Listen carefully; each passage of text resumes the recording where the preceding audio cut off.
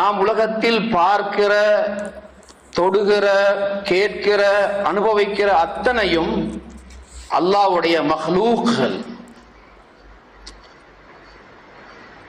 உலகத்தில்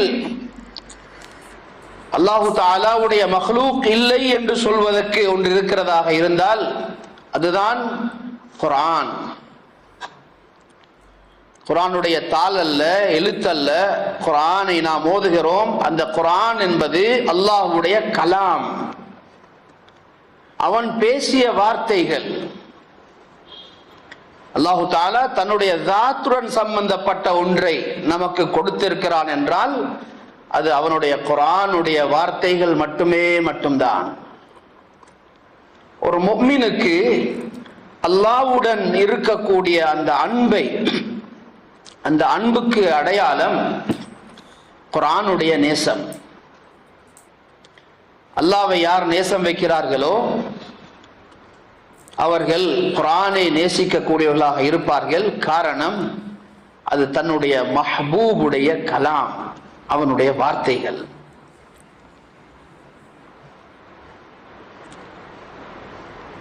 மன் அராத இல்மல் அவ்வலீன வல் ஆகிரீன ஃபஅலைஹி பில் குர்ஆன்.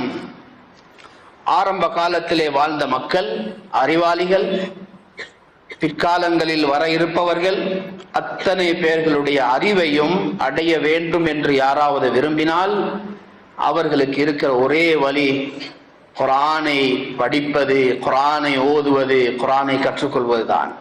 ஃபைன்ன ஃபீஹி இல்மல் அவ்வலீன வல் ஆகிரீன்.